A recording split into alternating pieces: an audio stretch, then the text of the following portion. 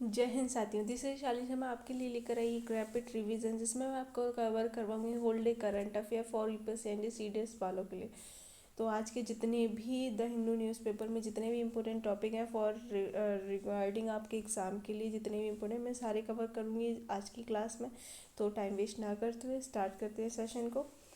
तो सबसे पहले जो पॉइंट है, प्रिपेयर फॉर द जनजाति गौरव दिवस इन अ नवंबर सेंटर टेल स्टेट्स।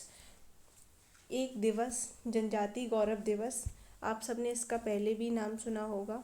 इस पे पीएम मोदी ने पहले भी पिछले वर्ष भी इसका काफ़ी अच्छे से इस दिवस को मनाया गया था। ये अभी बताया गया है कि जो बिरसा मुंडा थे, काफ़ी अच्छे फ्रीडम फाइटर रहे हैं ये बिरसा मुंडा जी। इनकी 150th वर्ड्स एनिवर्सरी थी, उसके ऊपर ये दिवस मनाया जाता है, जनजाति गौरव दिवस। ये भोपाल में मनाया जा रहा है और काफ़ी सारी स्टेट कवर करता है, जैसे कि बिहार, यूनियन टेरिटरी और भी काफ़ी जगह है जिस जगह पे इनको काफ़ी ज़्यादा रिस्पेक्ट ओवरऑल इंडिया में मिलती है। लेकिन कुछ पर्टिकुलर स्टेट हैं जिसमें इस जो दिवस है वो मनाया जाता है, जनजाति गौरव दिवस।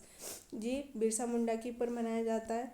आपको एग्ज़ाम के लिए इनका नाम याद रखना है कि बिरसा मुंडा जी कौन थे। ये एक फ्रीडम फाइटर थे जो कि ट्राइबल ग्रुप से बिलोंग करते थे, ये ट्राइबल थे। तो आपको इसमें लर्न रखना है ये कहाँ पे कंडक्ट हो रहा है, ये भोपाल के अंदर हो रहा है। आपको ये भी लर्न रखना है। ये आप पिक्चर में देख रहे हो कि इस टाइप से इसको सेलिब्रेट करते हैं वहाँ के लोग, जो वहाँ की जनजाति है वो इसको सेलिब्रेट करती है, मुंडा जनजाति। एंड नेक्स्ट आते हैं, इस पे क्या है, जो अपने प्राइम मिनिस्टर जी उन्होंने इसके ऊपर एक स्कीम भी लाई है जिसका नाम है पीएम जन मन धर्म स्कीम। आपको इसका नाम, स्कीम का नेम ला रखना है। And tribal village vision 2030 document under आदि कर्म योगी स्कीम। आदि कर्म योगी, आपको सबसे पहले एग्ज़ाम के लिए जो भी गवर्नमेंट स्कीम्स होती हैं उनको माइंड में रखना है। तो उसमें आपको सबसे पहले जो जनमन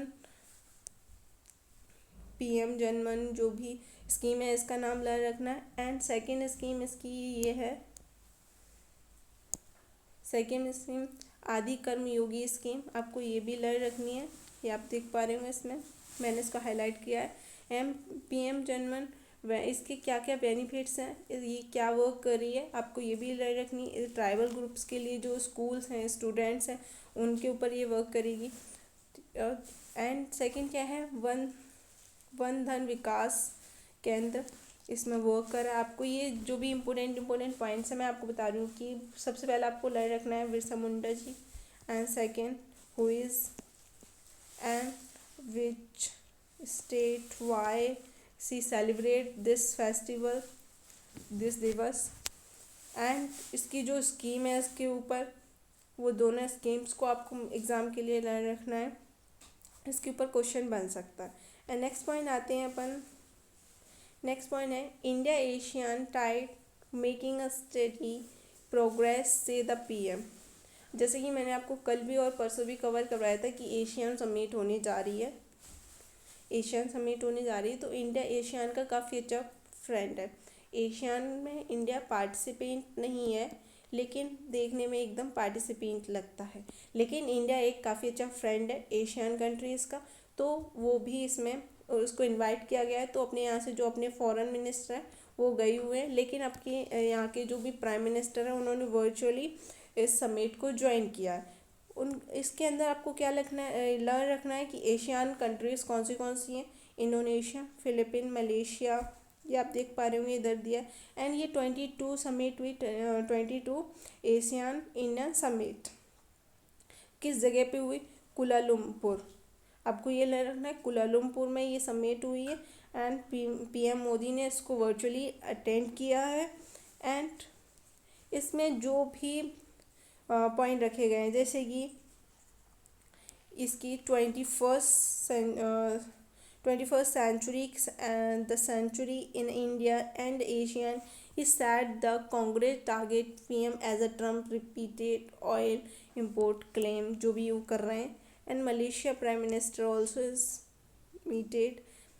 ओवरऑल आपको लर्न रखना है इसमें कि एशियन समिट क्या है एंड एशियन के अंदर कौन सी कंट्रीज आती हैं, इंडिया का इससे क्या कनेक्शन है, आपको उसमें ये अलग रखना है। एंड इसमें पूरा डिटेल में देखिए रखा है कि एजुकेशन को लेके, इकोनॉमी को लेके, कल्चर को लेके, क्योंकि एशियन कंट्रीज़ में जो इंडिया का कल्चर है, रामायण महाभारत वगैरह जो भी हैं, जो उसका कल्चर रहा है, वो कहीं ना कहीं मैच करते हैं। तो उससे रिलेटेड भी अपनी ये इससे टॉक हुई है अपनी, मतलब कि पीएम मोदी की अपनी कंट्रीज से, एशियन कंट्रीज से। तो आपको ये रखना है। एंड मैंने साइक्लोन वाला आपको कल कवर करवाया था, एंड सेम वो फिर से रिपीट हुआ है। ये इसमें पूरा तमिलनाडु को बताया। अभी नेक्स्ट पॉइंट आएगा, मैं उसमें आपको एक्सप्लेन करूँगी ये। एंड ये आपके एग्ज़ाम के लिए बहुत ही इम्पोर्टेंट है, इन्वायरमेंट इकोलॉजी के पार्ट से। आप सबने पढ़ाई होगा कि IUCN क्या होता है।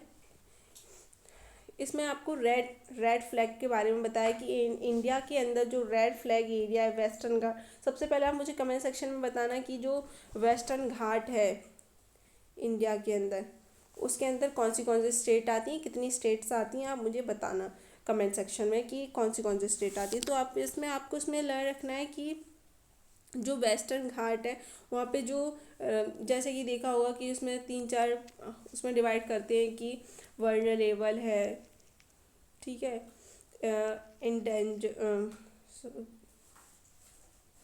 एक मिनट, इसको आपको western Ghat and 2 national park India, Assam Manas national park and west Bengal Sundarban national park. And आपको इसमें जो भी नेशनल पार्क रखे, आपको इसको एग्ज़ाम के लिए रखना है कि एग्ज़ाम इसमें डायरेक्ट क्वेश्चन आ सकता है आपके एग्ज़ाम में नेशनल पार्क से, ठीक है।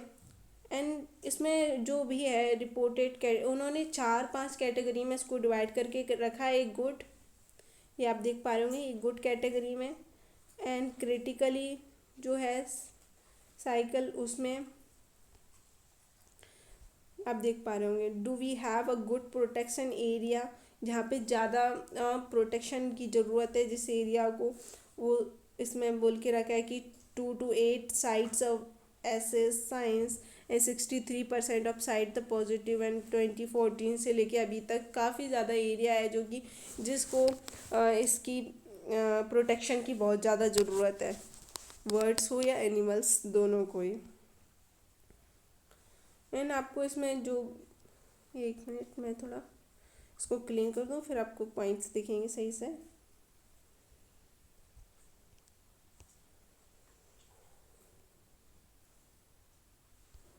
अभी आप इसमें देख पा रहे होंगे कि 32 एशियन साइट है, एशिया के अंदर 32 साइट्स हैं जो कि रेड, जो कि वल्नरेबल है और इसको प्रोटेक्शन की बहुत ज़्यादा ज़रूरत है। And according to UNESCO this include the Nilgiri tahr, जो नीलगिरी जो अपनी साउथ इंडिया में नीलगिरी जो हिल्स है उस पर जो नीलगिरी थार मिलती है, एक एनिमल है जो कि बहुत ज़्यादा वल्नरेबल है, तो उसको भी प्रोटेक्शन की ज़रूरत है। इसमें वो ये मतलब कि ये जो पूरा है ये पॉइंट आज की न्यूज़ का सबसे इम्पोर्टेंट पॉइंट। अगर इससे क्वेश्चन बनेगा तो डायरेक्ट क्वेश्चन, इससे डायरेक्ट क्वेश्चन नहीं आ सकता है, या तो नेशनल पार्क से डायरेक्ट क्वेश्चन पूछा जा सकता है। एंड सेकंड कोई भी एनिमल या फिर बर्ड को लेके डायरेक्ट क्वेश्चन पूछा जा सकता है कि वल्नरेबल है या इंडेंजर्ड है या फिर डेंजर्ड है, जो भी, या क्रिटिकली इंजर्ड है। तो आपको इससे डायरेक्ट, मैं इसको इस चैनल पे पोस्ट कर दूँगी, तो आप इसको खुद से भी रीड कर सकते हैं, क्योंकि अभी अपन इसका सिर्फ रिवीजन कर रहे हैं तो मैं पूरा आपको रीड करके नहीं सुना सकती, लेकिन मैं इसको पोस्ट कर दूँगी, आप ज़रूर रीड करना इसको, क्योंकि इससे क्वेश्चन डायरेक्टली बन सकता है। नेक्स्ट पॉइंट आती है, what is the problem faced why the paddy farm to Tamil Nadu. Tamil Nadu के अंदर जो पैडी फार्मिंग होती है उससे क्या प्रॉब्लम आ रही है, तो उसके बारे में, जैसा कि अभी ये देखा है कि क्लाइमेट कितना ज़्यादा चेंज हो रहा है। क्लाइमेट चेंज होने के कारण जो मानसून है, जो साइक्लोन है, वो टाइम से पहले आ रहे हैं। जैसे कि अभी अपन ने देखा जो समर मानसून था वो क्या बोलते हैं जून जुलाई में आता, लेकिन वो मई अप्रैल में ही आ गया था। ऐसे ही अभी जो विंटर वाला जो मानसून है वो भी अभी नवंबर में आना था, लेकिन अभी अक्टूबर, लास्ट अक्टूबर तक अभी तक आ चुका है।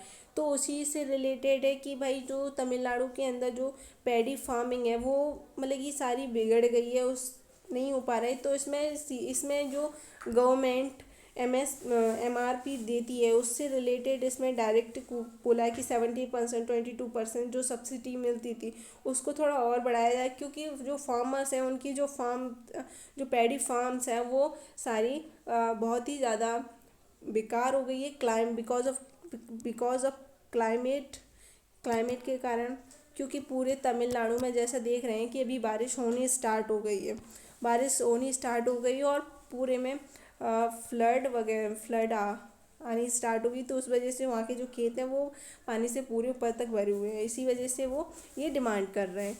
एंड नेक्स्ट आते हैं, against the normal coverage around the lakh acres, more on the 6 lakh acres abroad the under paddy cultivation। इतने एरिया में वहाँ पे जो पैडी फार्मिंग है वो की जाती है। And under restriction the production scheme of the union ministry state government, ये सबको सेंटर पॉलिसीज। नेक्स्ट पॉइंट पे आते हैं, इसमें इतना ही था। नेक्स्ट ये भी इम्पोर्टेंट है, जापान सीख the India workers but the people to people tie lag. जैसा कि आप सबने देखा होगा कि जापान के अंदर जो ओल्ड पीपल्स हैं, जो सीनियर सिटीजन्स हैं, वहाँ पे 65% जो ओल्ड पर्सनस हैं, मतलब कि सीनियर सिटीजन्स हैं जिनकी एज 65 से ऊपर है। एंड बचे जो भी 35% है जो यंग जनरेशन है। बट जस्ट उल्टा है इंडिया में क्या है, इंडिया के अंदर 65% जो जनरेशन है वो यंग है एंड 35% जनरेशन सीनियर सिटीज़न में आती है, ओल्ड जनरेशन है। तो इसी के ऊपर इंडिया से और जापान से एक मीटिंग हुई और उसमें ये कहा कि भाई इंडिया से जो वर्कर्स हैं, यंग वर्कर्स हैं, वो कितने 5,54,000 Indians workers pen on a 1/4 of the 2 lakh Nepalis and citizen among the total 22-3 foreign। वहाँ पे जाके जो भी रिसर्च है, जो भी टेक्नोलॉजी है उसको एक्सपीरियंस करेंगे एंड उसको सीखेंगे। और वहाँ पे जाके इसमें इंडियंस का भी प्रॉफिट है, इस वजह से इसको डील किया गया है। क्योंकि इंडिया में यंग जनरेशन ज़्यादा है एंड जापान में ओल्ड जनरेशन ज़्यादा है, इस वजह से वहाँ पे जो यंग जनरेशन की कमी है, दैन इंडियंस वहाँ पे जाएंगे, यंग वर्कर्स जो वहाँ पे अच्छे से वर्क कर पाएंगे। और भी हाल ही में भी वहाँ पे काफ़ी सारे इंडियन स्टूडेंट्स हैं जो कि वहाँ पे स्टडी कर रहे हैं एंड रिसर्च फील्ड में भी काफ़ी सारे स्टूडेंट्स हैं एंड वर्कर्स भी वहाँ पे इंडियंस 65% हैं इंडिया से। एंड नेक्स्ट वीक में एक सैटेलाइट लॉन्च करने वाला है इसरो, ये जब लॉन्च होगी इसका डिटेल में तब करेंगे। नेक्स्ट पॉइंट पे आते हैं। Next point, India Nepal economic tight कुछ हो रहा है। ये पूरा आर्टिकल आपको पढ़ने की ज़रूरत नहीं, क्योंकि इसमें अभी एग्ज़ाम से रिलेवेंट कोई भी पॉइंट नहीं है। आप कॉम्प्रिहेंशन या फिर आंसर पैसेज के रीडिंग के लिए पढ़ सकते हैं इसको, मैं इसको पोस्ट कर दूंगी। And India EU trade to talk intensify the Piyush Goyal to visit the Brussels. इसमें भी कोई नहीं है, जो भी इम्पोर्टेंट न्यूज़ थी मैंने कवर करवा दी हैं। एंड ये भी काफ़ी इम्पोर्टेंट है, बिहार फेस्टिवल, जैसे कि अभी अपन भोपाल में देखा कि भोपाल में वो जनजाति दिवस को सेलिब्रेट कर रहे हैं, ऐसे ही बिहार में छठ पूजा को अच्छे से सेलिब्रेट कर रहे हैं। मैंने कुछ टाइम पहले आपको वीडियो में बताया था कि जो बिहार की छठ पूजा है, जो कि कुछ पार्ट नेपाल में भी मनाते हैं छठ पूजा को, और इसको यूनेस्को कॉन्करेंट लिस्ट में डाल दिया गया है। और क्या मालूम कि जल्दी इसको यूनेस्को लिस्ट में भी डाल दें। इससे क्या होगा, इससे क्या है ना, इंडिया के अंदर जो टूरिस्ट है वो अट्रैक्ट होंगे। यूनेस्को के अंदर कोई भी चीज़ डालने का मतलब होता है कि उसकी वैल्यू बढ़ाना एंड उस कंट्री के लिए उस फील्ड में टूरिज़्म को बढ़ाना। तो ये एक अच्छा कदम है और काफ़ी डिफ़िकल्ट होती है छठ पूजा। जो लोग बिहार से हैं वो समझ पा रहे हैं, उनको मालूम होगा। एंड कमेंट सेक्शन में ज़रूर बताएं कि क्या क्या होता है छठ पूजा में। और ये बहुत ही इंपॉर्टेंट है क्योंकि ये यूनेस्को कॉन्करेंट लिस्ट में एडेड है। तो जो भी जितने भी पॉइंट्स थे मैंने सारे कवर करा दिए हैं आज के। एंड अगर आपको वीडियो अच्छी लगी हो तो लाइक करें और सब्सक्राइब करें, अपने दोस्तों के साथ शेयर करें। जय हिंद।